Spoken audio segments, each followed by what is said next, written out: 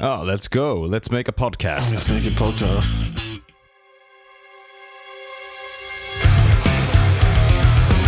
Oh, great. It's another bass podcast. Hello there, and welcome to Oh, great. It's another bass podcast. This is episode 4. I believe so. I believe so. It's been a while. Yep. It's been a while. My name is Erik. I am Samuel, or Sam. And we're going to talk about bass today, as we tend to do. Yeah, as we usually do. It's been a while. Go ahead. No, it's been a while. Yeah, it's been a while. The topics are quite hastily put together, but we'll see.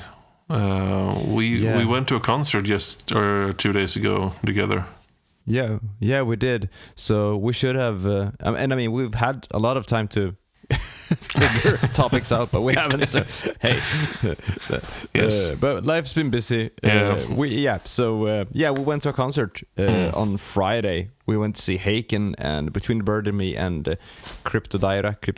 I can't pronounce their name. I bought a T-shirt from them actually to support them. Turtle.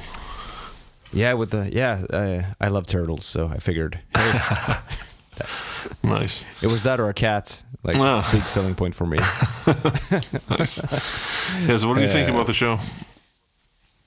Playing wise, it was superb. Like all three bands really delivered the goods in terms of playing. Yeah. Between the Bird and Me, I'm not gonna say that I'm not a fan, but I'm not so versed in their discography and whatnot. So it was a cool set to see as a new listener. Really liked that, and I enjoyed Cryptodira as well. Like they really brought their A game as a support band. So hats off to them. Yeah. And Haken was amazing. We talked about this. I would have preferred a few more older songs. Then again, I totally get that they were doing a lot from Virus and from Fauna now, as they weren't able to tour Virus due to the virus, and so I totally get that.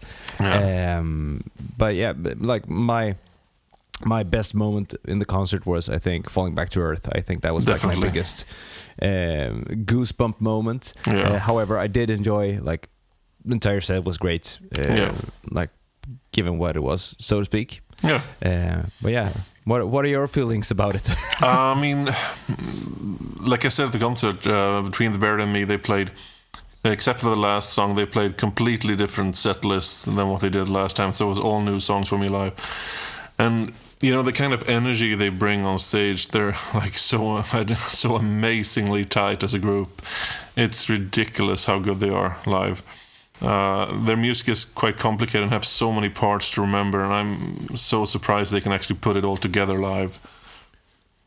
Yeah, that was really mind-blowing, actually. And like I said, the drummer Blake, he steals the show every single show.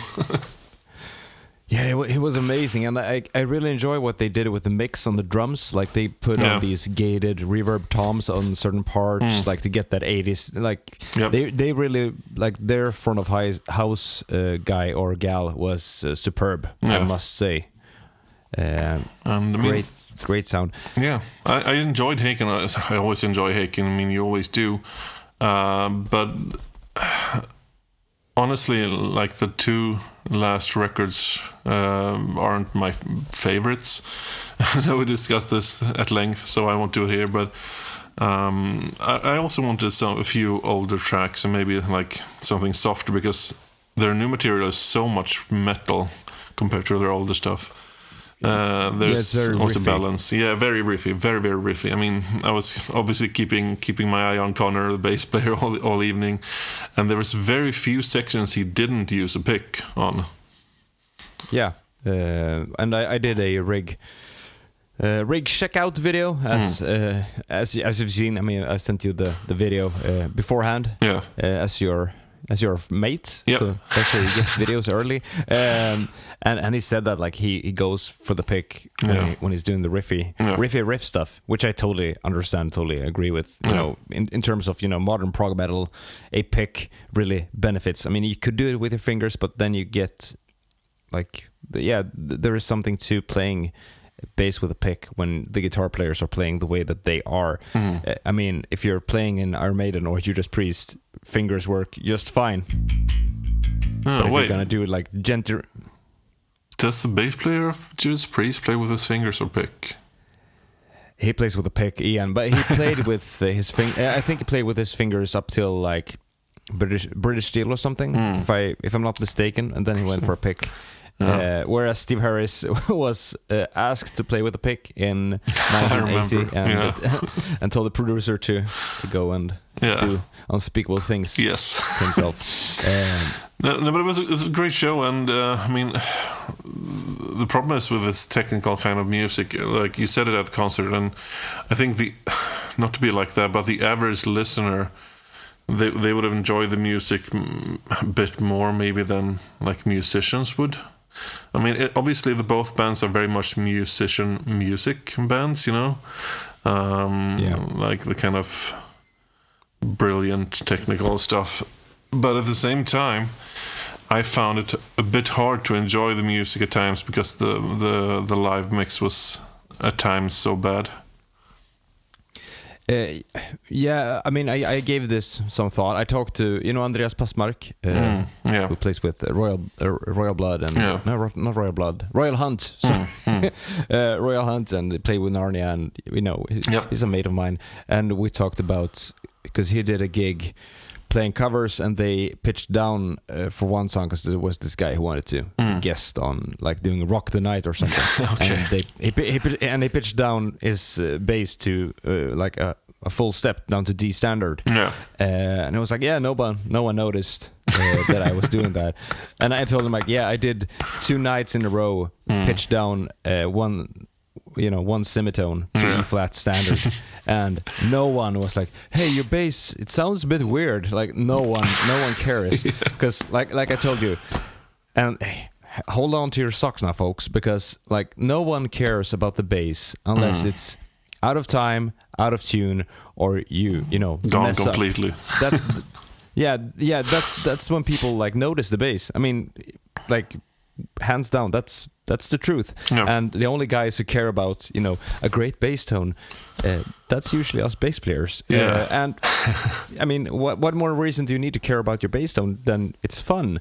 But like when we saw Haken, like no one would consider that a bad mix. I think no one in the audience except for bass players, because you could hear the vocals. That's like, you can hear, like, if you can hear the singing, then it's fine. Then it's a good mix. And like, I wish the keyboards were louder, or I wish the bass was clearer, or less sub bass on the drums. Like, no one in the audience thinks like that. Who isn't a musician and knows their stuff? I mean, we sad but true. And we talk about this a lot with like having a high pass filter or a low cut filter, because like, I just don't get why so many sound guys has to put the bass just in the sub bass with a kick drum, and just leave it there with no definition at all, because it contributes absolutely nothing to the music, in my opinion.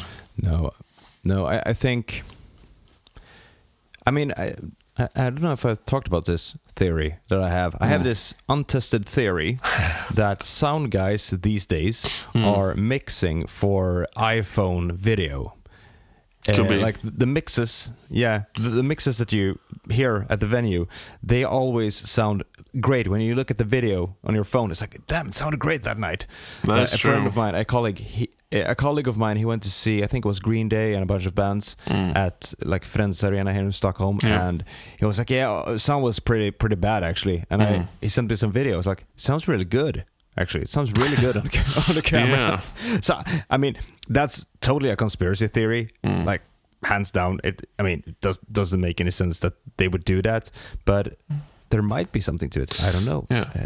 And like the issue is, when you have those chugging kind of riffing music that both between Vernon and Haken does from time to time, and you put so much sub bass in the kick drum and with the bass guitar, it just becomes like a big murmur. Like a big wall of sound that's just like, and you literally get tired from it because it's just noise, Yeah, it's fatiguing. It's really fatiguing. And I mean, my point is, the way I enjoy, the reason I enjoy the music of Between the Buried and Me and Haken so much is because both bands have this tendency to put so much hidden information in their music, like the small touches of the extra, like on overlays and stuff, and all those intricacies, Easter eggs, and they sadly get lost in the mix, literally. And again, going back to the thing that I know Bragantino on their amplifiers, they have both an HPF and the opposite one, a high pass filter. And a low pass if you want it. So like, because live, if you cut out those frequencies before the front of the house, you'll probably have a better chance of getting a better bass tone. Yeah, I mean, I do that. I cut everything below. I think it's like 65 hertz. Yeah. I have a roll off. Yeah. Even on my woofy neck pickup, there is a roll off at like 65 because, and no audio engineers ever complained about me doing that.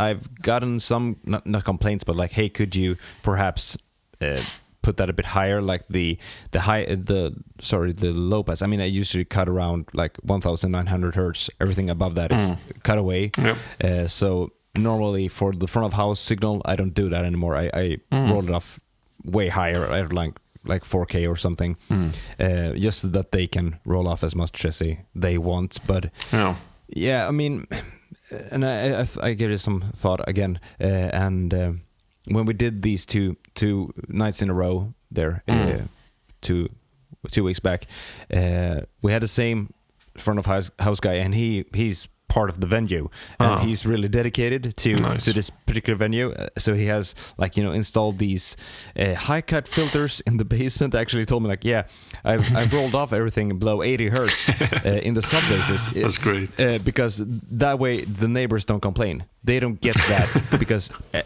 And it's so smart because everyone in the audience gets that punch that you want, but you don't get that flubber sound that just travels. Yep. There is nothing of that.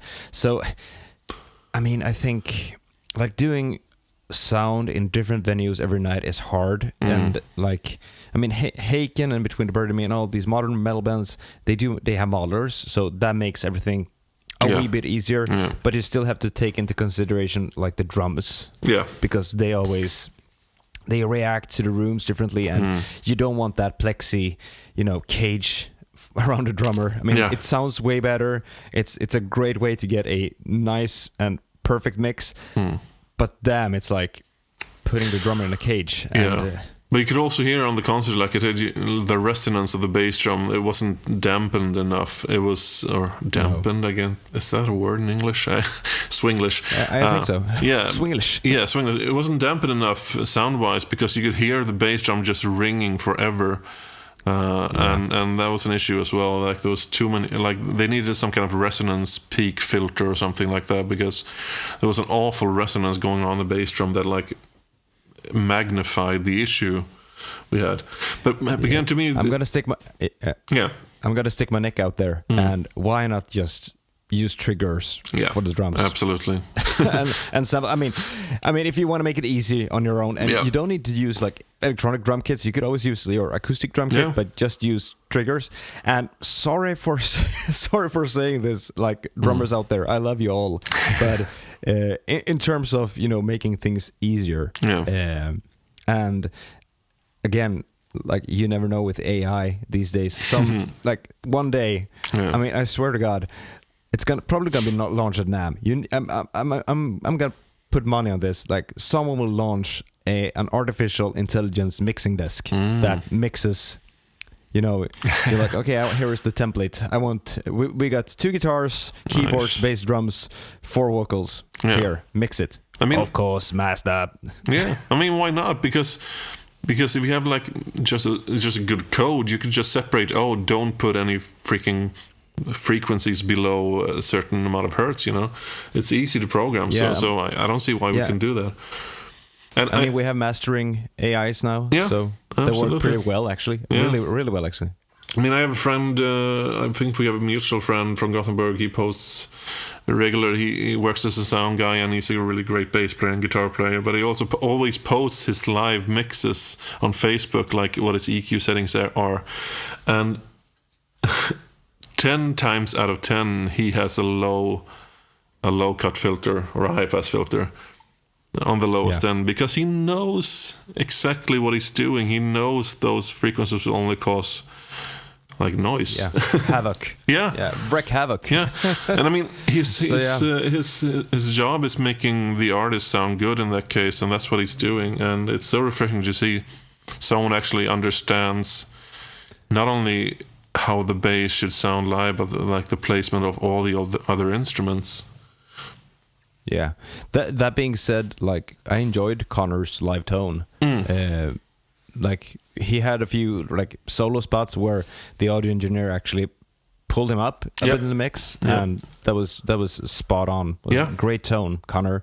If you're listening now, man, it was great tone. Absolutely, a nice beard. Yeah. No, but I agree. When you can actually hear the solo bass, it sounded really good. Both the clean tone and the driven tone. Very much so. Should we move on? Yeah, we had some other stuff. Yeah, we had some nice, refreshing topics today.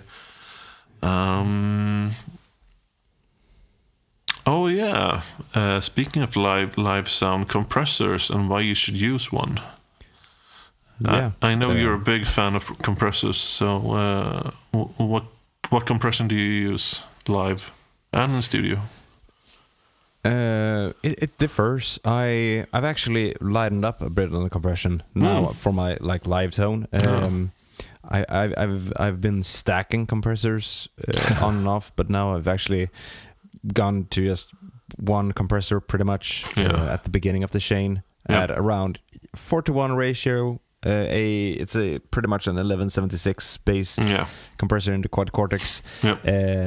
And I'm also using the limiter, the Suncoast LM1 limiter, in conjunction with distortion and whatnot. So that's also a type of compressor. So and I'm just using it to even things out. And I mean, the front of house guy or gal is gonna add compression as well. So I mean, I did gigs with Structural Disorder back in the day where I was like compressing like crazy. Like there were like 3 stages of compression or something. And I remember one time like the front of house guy was like, yeah, bass tone was great. I used to add a bit of compression. I was like, how could you? Like, was it one big transient? But yeah, I mean, you got to do what you got to do.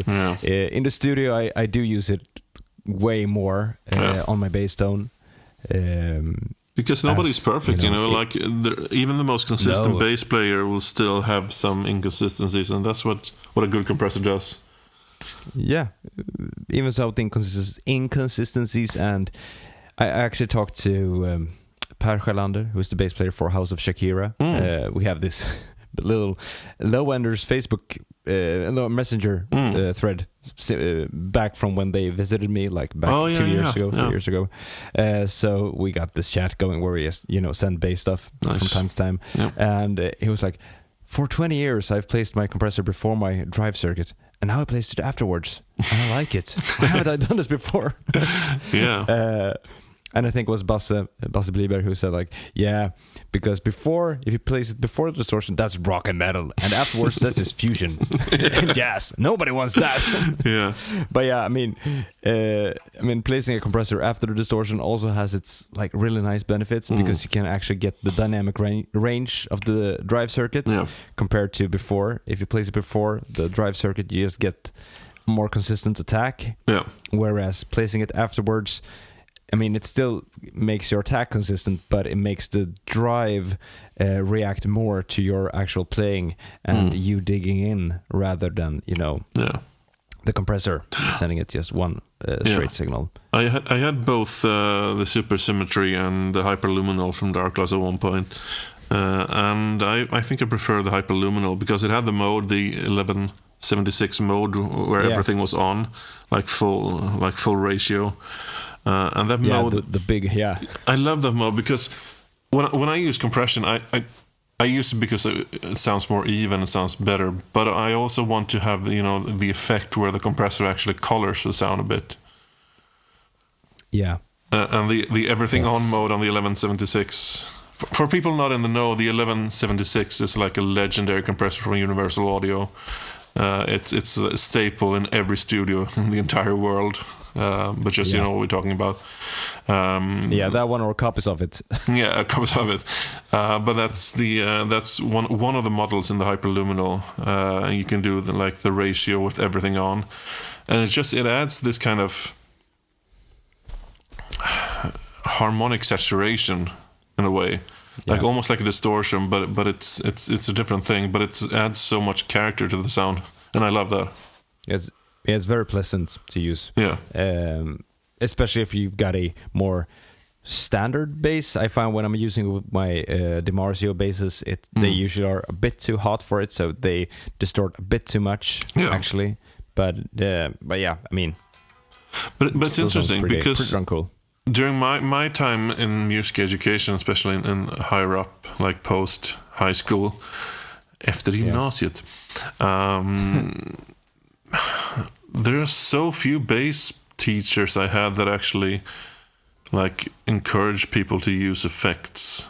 It was always about the bass and the amp, which I like. There's a special thing to have there, but I was never taught the beauty of effect pedals in music education. No, same here, and I don't think that our teachers are to be faulted for that. Actually, I think it's more the sign of the times and the way that people approached, tones back then. Because, I mean, these days everybody knows what a chorus pedal is, and what it sounds like. Yeah. That was the Dark Glass Adam compressor, chorus actually. Nice. But I mean, distortion on bass. I remember when I bought my first ever distortion pedal, which was the EBS Multi-Drive. I still have it. Same, I had it as well. I bought it.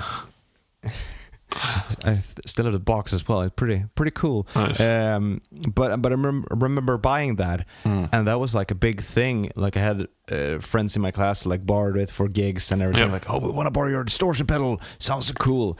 But I think it had to do with my teacher mainly not being, he didn't care for effects. He didn't care for that type of bass tone. He wanted a clean, consistent bass tone. That was all he wanted. And to be fair, that's mostly what you need. And as long as it's in time and in tune, you're good to go. Yeah. That's 99% of it. But yeah, I mean, nobody talked about compression back in those days. No one. I remember the first time I put on a compressor in Logic. This must have been 15 years ago or something. Anyways, I put on a compressor for the first time. I was like, everything sounds better. Everything is louder. Yep. And I didn't do anything to the ratio, nothing. It was just Logic Pro 9. Put the compressor on. I was like, this is amazing. Why haven't I used a compressor before? Because we tend to find louder sounds sound better than softer sounds. Yeah, totally. That's a human thing. Totally. Yeah, that's why people gravitate towards certain types of tubes, because the amplitude is higher, and whereas the EQ curve is not very different, especially on metal guitars. You can't really make out the difference. Sorry, that's funny because echoing what the go ahead. Yeah. No, this has been something that Mr. Glenn Fricker has pointed out in videos. He made null tests with, he compared different tubes and just did reamps and was very careful about, not moving the amp and using the same IRs and everything. I was like, you can't hear for shit if there's a 606 or EL. No one can hear that. Yeah. And the rage that he got. I mean, he has done so many Tonewood videos. He did he compared a guitar built maple neck and alder body and rosewood neck and maple body. I don't know, but he was like, if you can point out the timestamps where I'm changing guitars, you're getting one of them, and surprise, no one could. And I mean, me and Connor talked about this in the rig video. Yeah, I heard. You know, about maple and wing nicks and everything. Yeah. It's like, yeah, of course there's a tonal difference, but in a full mix with a bit of saturation, beats me. It's interesting you mentioned the multi-drive. I also owned a multi-drive, and for our special project at the end of high school, we did a Kiss tribute concert. And I went to Hvitfeldtska gymnasiet in Gothenburg in Sweden. It's the biggest musical high school in the city. Okay. And we have this big auditorium that's notoriously bad for like rock music. It's really good for, you know, like symphonic music and classical music because it has a natural acoustic, but it's awful for, you know, anything loud. But it's funny because I used the multi-drive straight into my amp at the time, Trace Elliott V-Type, an amp I really miss. I love that amp.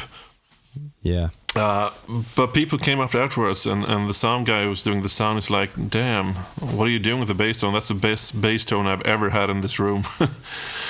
And it was just a fun, like, nice moment because there's a video film of it we did with 2 separate cameras, and it's just a regular you know, camcorder, but the bass tone is really, really good.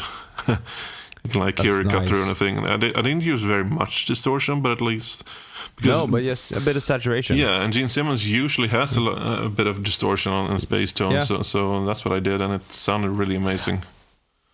You actually missed out on 2 Kiss songs last weekend when I did the tune down to E flat standard. Yeah, let's see if you can guess them.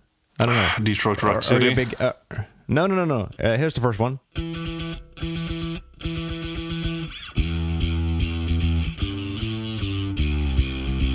Oh, Love Gun, of course.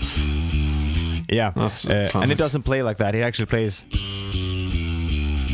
Yeah. Yeah. The second one, I don't think you can guess this one.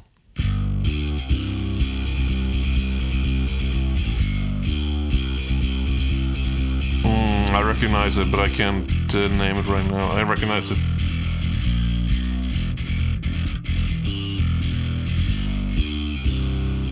It was The Oath from Music from the Elder. Yeah. That's a deep cut. Yeah. Yes. I think I played wrong there, but yeah, you get the idea. Yeah. And that's such a cool song. It's such a cool song. However, the mix on that record is like, it's terrible. Yeah.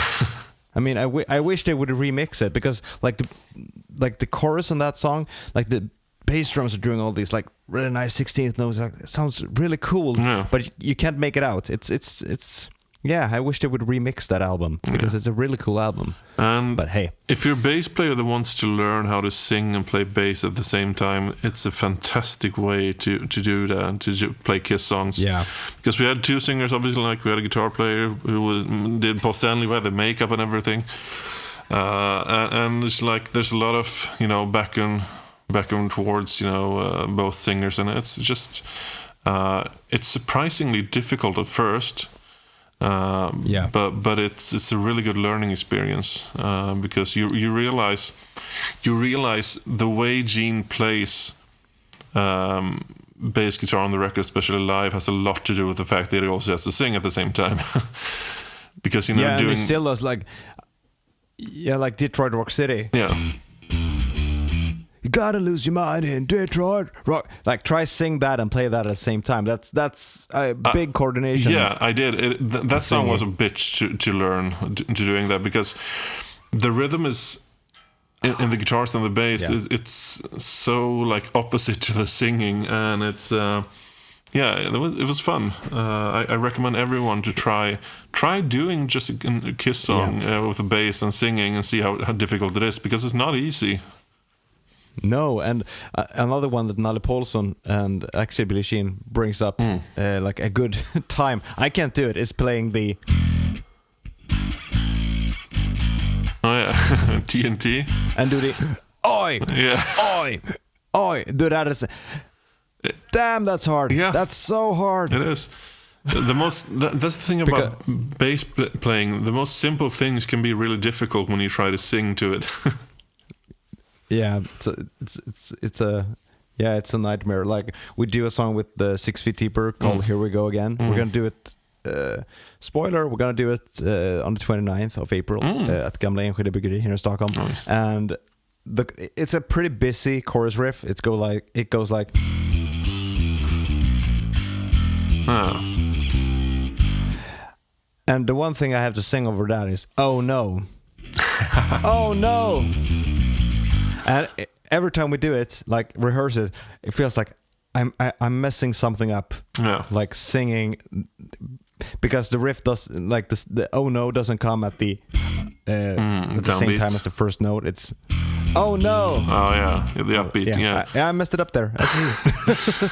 You know what helped us was we actually put down our instrument and we just clapped our instrument parts while singing. That's a classic trick, and it worked like a charm. Yeah, that's a great advice for you out there, kids. Yes. I'm not gonna mess that up live. I promise. Yes. So if you want to learn how to sing and play the bass, play Kiss songs. Yeah, totally. And I mean, again, it comes back to that. Like, no one cares about Gene Simmons' bass tone. They care about Paul Stanley's singing. Yeah. That's like the singing in general. And the bass is supposed to be there as a fundament. And yeah. And there was a funny interview with Gene a few years ago, and I think it was in the Swedish Guitar magazine Fuss. He asked him about his gear and stuff. He's like, I played so many basses over the years, and I don't really care, basically. You know? No. And I mean, he has done like everything. He's played a lot of different basses over the years. Yeah. Like everything from like Court to like these boutique basses, and I mean, and the Axe basses from several different brands. I think Spectre did an Axe bass for him, if I remember correctly. It wouldn't surprise me at all. But hey, I mean, but he has something figured out. Gotta give him that. Yeah, and it's interesting because people tend to give him a hard time online for not being the most proficient bass player. But again, try playing Kiss songs and singing what he does when playing the bass. It's not easy. No, and I mean, you can bitch all you want about like Gene Simmons' ability to shred on bass, but in the end, it's the same with Ace Frehley. Like, there are 10,000 guitar players out there who could do what he does in his sleep, if you will, on a technical term. However, he was the one who did it, and he is the one who's responsible for countless kids picking up the guitar and standing in front of the mirror and like, I want to do that. And it's at the end of the day, it serves the music. That's all it needs to do. Yeah, totally. Man, we're on a positive note today here. Yeah, so let's end on a more controversial topic then. Someone posted a picture on, the classic cliche, Jaco only needed 4 strings. The classic bass player cliche that every time you show up with a 5 or 6 string, people said, Jaco only needed 4 strings. Well, first of all, I'm not Jaco Pastorius. No. And second of all, imagine what would Jaco do if he had a 6 string? I mean, put the question on its end and turn it the other way around. What would Jaco have done if he played a 6 string? Yeah. And I mean, that quote, I mean, it's pretty much a joke these days, I think. It is. Don't you think? Like, because jazz guys who play 6 or 5 strings, I mean, nobody gives them a hard time anymore. I think, I'm not sure, but I mean, the Jaco only needed 4, or rather, he only used 4. I think he would have loved to have a 6 string, but I don't think he was in the right frame of mind to try one out. And also, they were coming. There is an instructional video where he plays a 5 string, a Danish called Merch. You know it? Oh yeah, it's like a semi-hollow piece of bass. It's really beautiful. It has like an old violin look to it. So I mean, he did play other basses, but I don't know. Like, I go the Anthony Jackson route. Like, why should you limit yourself unnecessarily by those, unspoken rules? A bass only has 4 strings. I mean, okay, and Keith Richards only plays 5 strings, and you only have 5 strings on his 6-string guitars, you know. He does what he does, and he does it well, and that doesn't mean it works for everyone, you know. No, and I mean, it's the same with everything. Like, oh, you can't use distortion on bass, or you have to use distortion on bass, or you can't use triggers on drums, or you have to use. I mean, every time when you state something like that, and you put your foot down and make a statement regarding something, when it comes to music and everything, that's always a hard line or hard road to thread, so to speak. I mean, once you limit yourself, you throw away possibilities, and that's not good. I mean, I prefer a 4-string. That's the way a 4 or a 6. I like 5 strings. There is, we talked about this before. It always feels like there's something missing for me. Yeah, I prefer 6 strings when it comes to extended range basses. Yeah. But I feel more fluent on a 4-string because it feels just way more natural to me because of all of the years that I've been playing it. Yep. And I mean, I was pretty much an exclusive 6-string player for many years with Structural Disorder, and I used the 5-string pretty much as a backup. And then I went for a 5-string for a few years, and then back to 4 because that always felt like home. And I mean, limitations are also good in a way because they can also become a frame within which you can actually create stuff. Absolutely. And it's always good to have limitations like, okay, I'm going to write a song now, it's going to be in this key and in this tempo and this time signature. Go. Here's the limits. Here are the boundaries. But if you go out and tell people like, oh, you can't do that, right? Because I said so. Yeah. I mean, if people have been like that all over history, we wouldn't be where we are right now. Like when it comes to creativity and technology and everything. Like imagine the first guy who went to the wheel. It's like, no, you can't do that. We carry stuff by dragging it on the ground. I mean, yeah, but there's always a more efficient way. Yeah, I actually read that there was a quote of a Greek philosopher who said that writing would damage the use of memory when the written alphabet was being he actually said something. I mean that kind of shows how humanity is. And again, there are aspects that you always need to be careful about, like artificial intelligence. Like there are so many great aspects of it. I did a bunch of artwork today for a video, and I just I put in words from the lyrics and added some, I wanted it to be in a synth wave type vibe, and I got artwork done. Great. However, like there are aspects of it that scared the living shit out of me, and that you need to tread lightly upon. But again, I don't think Skynet would appear because someone plays a 6-string bass. Right? Maybe, we don't know. That's right. No, but it's interesting because that was the end of the end of humanity. The humanity. But take like John Stockman from Carnival, a bass player, and Carnival's music. You wouldn't typically think he's playing a 6-string, but he's always playing a 6-string. And he has a really interesting tuning as well. He basically has a drop B tuning, so he actually tunes up his E string to an F sharp, and the 4 lowest strings are basically a drop B tuning, and then the 2 highest strings are like a regular 6-string. So that's the standard Carnival tuning, as far as I understand. But that's messed up. Yeah, but like their music, you think, oh, that's just a 5-string, but then you realize when you start to listen to his music, he mixes a lot of the brutal low end stuff with distortion, with like chordal stuff and like melodic stuff up on the high notes. And lots of and their music wouldn't sound the same without them. He just like gets the question all the time, why a 6-string? It's like, why not? It's part of our music. That's what I play. What do you care? Yeah. Why don't you play a 6-string? Exactly. I mean, again, yes, Jaco only played 4 strings, but imagine what he could have done with a 6-string, Yeah. He probably needed more strings, but he didn't have more strings. Yeah. And again, I think if he would have been in a better place mentally, I think he might have, if he was around today, maybe he would have done like his son, like Felix. I mean, Felix plays his 6 string exclusively, pretty much. I mean, he plays a 4 string as well, but like most of the time when I've seen him, do stuff, it's with a 6 string. Yeah. And it's like it's the same with like Wolfgang Van Halen. Like he gets all this shit like you should do that. Why? Because that's your.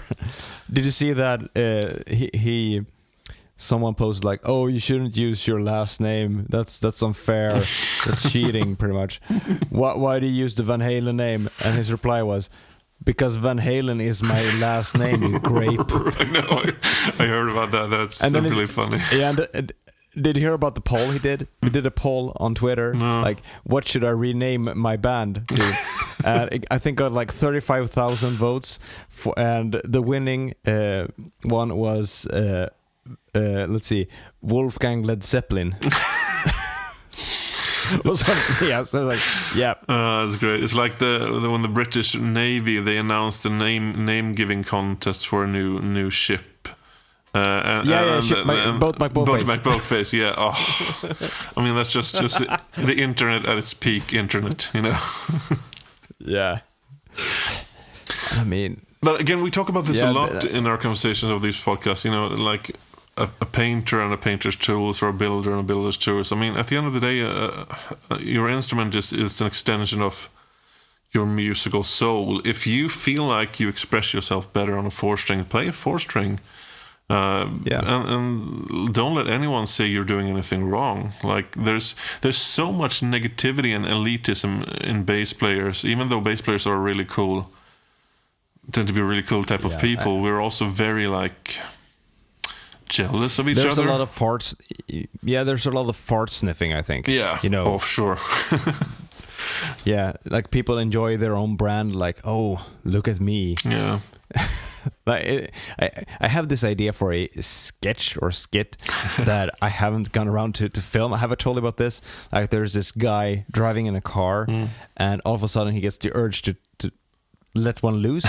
So he parks the car, rolls up the windows, turns the AC off, lets one rip, and just goes like, and that's like the image that I get in my head when someone is like, being like that. Oh yeah. There's a lot of back again, rubs in the music. Yeah. And again, I'm like, we met one of my old students at the Haken concert. For all of you listening, he's maybe listening to this. You never know. But on the bus home, we were talking about music, and he's a real proficient guitar player. He was already when I was having him as a student back like 3 years ago. But I was like, the one thing that you should always like keep in mind is be cool, be a nice guy. Don't be an asshole, because no matter how talented you are, if you're an asshole, nobody's going to work with you after a while, and then it's to no use. And be cool and be humble.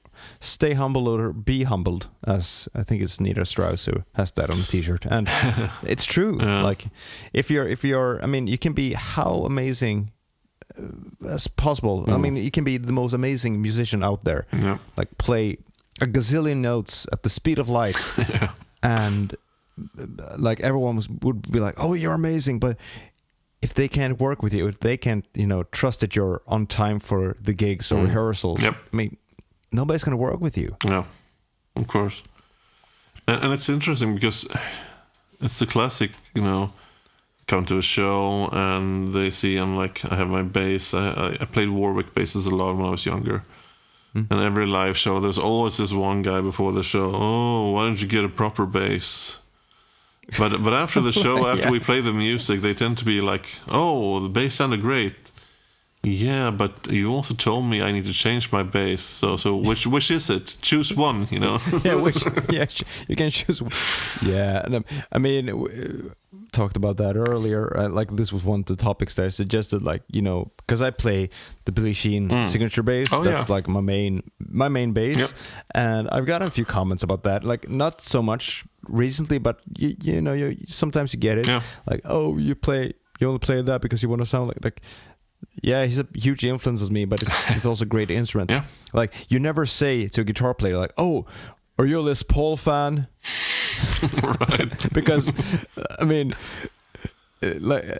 imagine the comment sections if people would like go to Metallica or Guns N' Roses videos and like, "Oh Slash, that doesn't sound at all like Les Paul." Right. Hey Kirk, Yeah. you're not worthy of playing the Les Paul. You're tarnishing the Les Paul name. Like what? Yeah, signature models are divisive, I guess. Yeah, they're very. And it's like the NG3 from Dingwall, the Denali bass. Yeah. It's an amazing instrument, and I don't think. Again, it's perfect for modern metal, and most guys who play one, they go for the Nolly type tone. Yeah. But hey, it's an instrument, and he put there is a name on it, but you could always remove that with some nail polish remover. So there you go. I agree. Yeah. I had a John Mayung's first signature Yamaha. A red one, a ruby red one, the one with the infinity inlays. Yeah. And it was a great bass, but just at the end of the day, the spacing was way too tight for me. It wasn't as tight as it is on his signature bongo, but it was tighter than the usual specs. So at the end, it was too tight for my big fingers, I think. Yeah, I think like the only 6-string that is like big enough is like the Patitucci Yamaha. That's a big neck to play though. Yeah. But yeah, string spacing that's a huge thing once you wrap your head around it. Yeah. But yeah, and no one says to like Andreas Blomqvist of Seventh Wonder, "Oh, you played the John Mayung bass." No. Why don't you sound more like him? Exactly. Because I'm me. Yeah. It's an instrument. Right. And your idols will always inspire you. And like, of course, you want to have a tone similar to theirs. But you realize a lot of signature basses are really good value for money because they usually come with extra specs like good pickups or good hardware, better preamps and that kind of stuff for a better price than you get for putting those parts together individually. Yeah, or like there are some things taken into consideration in the production that other basses don't do. I mean, like the Yamaha Attitude, like the neck reinforcements that you get. These days, Yamaha does it on the BB series as well, but they didn't do that for years and years and years. So, sometimes things like that, like pick up some steam and, get applied to production type units, but and I heard Billy lets those screws a bit loose so he can do the classic neck bend. Yeah, I know he tried to lose them up. Okay. Because you can do the neck bend with them in. I do that. Okay. Did I tell you about that? I did that live when we played with Sorcerer when I filled in with them in Denmark, and there was this one section on a solo. And doom bass is usually just long notes, and there was for the solo I used the quad cortex to pitch down to be standard for certain parts, but I was like, this is just an E flat. I don't want to use the hip shot for just an E flat, so I bent the neck down to E flat. Nice. Live at like the festival gig, and I mean, you really need some good monitoring there because you don't want to. Like I said, you got to be in time and in tune, but it worked, and it was, it felt like a bit of like, I'm gonna do this. It's gonna be fun, and they were happy with me. So, but that's a good point. Call it trickle down instruments. Like the specs will trickle down to more basic lines eventually. Like I know Ibanez, they have like usually always almost 2 or 3 like different signature models. They have the Japanese built ones, the top of the line. Then they have the premium, and then they have like the more basic ones. And like you said, the more basic ones, the more affordable ones, wouldn't probably exist unless they had the expensive ones. No, exactly. And it's a good and a good way to inspire young musicians as well. Oh, I want to have my idol's guitar. If that makes them play and practice more, I mean, where's the harm? There's literally just a win-win situation. Exactly. Yeah, I had a student at my very first job. This is 10 years ago, and he was way into Avenged Sevenfold. Oh yeah, like big time. So he bought the signature, one of the signature guitars that had, you know, the Sustainiac pickup in the neck and everything. It was like, and I remember him talking about this guitar every time I saw him. He was like, I'm gonna get this. Oh, we're looking at it. We're gonna import it. And it was a big thing for him, and it made him play, and it made him, you know, sit down and practice. And you know, that's all you need. Yeah, that's all the reason you need to, you know, to do stuff, I guess. But again, there's so much focus on image and like looks and everything being a certain way in music. It's always been like that, and it will probably always be like that. You know, 100 years from now, when everything's electronic, they're gonna say, "Oh, you're using a USB interface connection. That's so metal," you know. And it's like, oh, you can really hear. Yeah, you can hear the difference. Really hear there's a Type A. You can hear the Type A USB there. Exactly. You know, it just saturates around 4K a bit better than the USB-C. Right. I mean, fart sniffing again. Absolutely, and I don't know, and some pop music today like put that image thing into overdrive, where the image is everything, you know. And that's why I can't watch the Eurovision Song Contest anymore, because it's so much about the image and about like and I mean it has nothing to do with music, and you know, or let me rephrase that, it has nothing to do with being creative in a musical environment. It has to do with music. And I mean, image is everything as well. I mean, look at Kiss, look at all these bands who are big. Absolutely. And I thought about that when we saw Haken as well. Like, they had these flowery shirts that matched the backdrop. And you know what? And that probably made someone in the audience go, who hadn't heard them before, like, oh, that's cool. They are like a unit as a band, and it's goofy. Of course it's goofy. And I mean, but at the end of the day, that's what makes you remember a band as well, you know, the visual thing, because people listen with their eyes, as we talked about before. And like the Eurovision Song Contest, it's not my thing. It really isn't. And for this year, like every year, I actually usually take like the winning song here in Sweden, and I write a Swedish lyric to it, and we play it at the end of term at school as a celebration song. But for this year, I actually went with the metal song, the 6 Feet Under by Smash Into Pieces, because, you know, it's a metal song, and the kids, it's kind of funny because I brought it to my students, and the kids in like year 3, they are 9 years old, when I played this for them, like, we're gonna do this, they're like, yes, we're gonna do it. Oh, that's so cool. Like, these tiny girls will like sing at the top of their lungs, just sing along with the chorus. So I've actually transcribed everything of it, and I've done a backing track. Nice. Marcus, my dear friend Marcus from Structural Disorder, he did the guitars, he's gonna do the vocals as well. Yes, you know, because it's fun.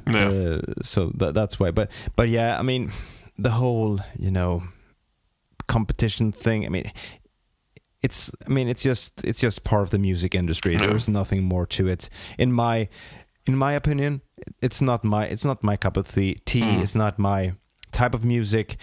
I don't believe that you can compete in songwriting when there's like 3 guys writing the songs. I think there is something to that as well.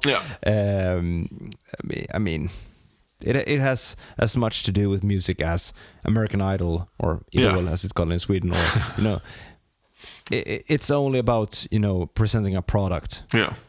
That's all. It's funny you mentioned the Hawaiian shirt that Haken had on the show.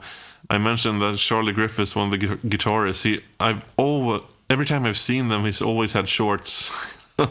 And like, shorts are the biggest no on stage in rock music, and he always does it, and it makes me laugh every time, because he just doesn't give a fuck. He's just a cool guy, a really good guitar player. And like, I think I've even seen him play in socks and sandals with shorts, and it's Like it breaks the norm in such a funny way that just you can like you got to respect the goofiness, you know.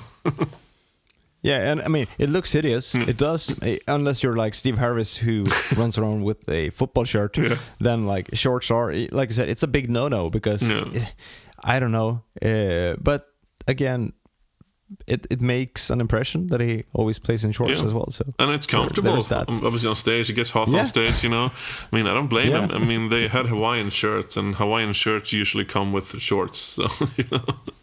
Yeah, but like, so yeah, more power to him. Yeah, bring the shorts back or something like. Be yourself on stage, gear wise, and don't let anyone else tell you anything different. You know, so many kids' dreams would probably been crushed by that kind of pettiness. And if there's anything we need more of, is more like positivity. Like you said, music doesn't need to be a competition. A competition can make you a better musician, but you don't need to compete with others to, you know, make a statement, I guess.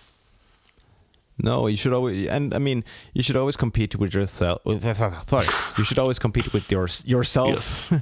You should always compete with yourself, and you know, develop your own playing and make yourself, you know, more, I don't know, solid, if you will. Yeah. But if you start comparing yourself to others in terms of success and stuff like that, you're gonna end up miserable. So always look at yourself and like, okay, where am I now? Where do I want to go? I want to go there. Someone else is already there. I'm not gonna compare myself to them, but I'm gonna strive to get to their place, just to, you know, see what it's like, and have it as something to motivate you, if you will. Absolutely. I think that's a good note to end it on. End it on a positive note. Yeah. In a major key, if you will. Ooh, that's a good one. But yeah, sorry for taking this long of a break. I don't know why. Life got in the way. But hopefully we'll have some more regular updates coming. Yeah, hopefully. I mean, you've been busy getting a new job and stuff like that, and I mean, I'm a family guy, and I've got gigs and YouTube stuff, so there's you know, lucky is the family guy, they say. Yeah. Tonight I wasn't that lucky. My daughter caught some stomach bug, so I was downstairs playing bass at like 9:45 last night, and my wife suddenly like, Erik, you need to come up now, and she was just, you know, throwing, just doing the the big that was a sound she made. So I was but she seems to be okay now, hopefully, knock on wood. It was a long night of doing laundry. That's a good one. me and the cat did the laundry. Of course. Yeah, we promised people we were talking more about cats, not just bass but also cats. What happened to our cat talk? We must incorporate this in future episodes. Yeah, we need to have the standing point. Are your cats okay? Are they okay with the house showings and everything? Yeah, they're a bit like they're nagging me more than usual. They're meowing for no reason.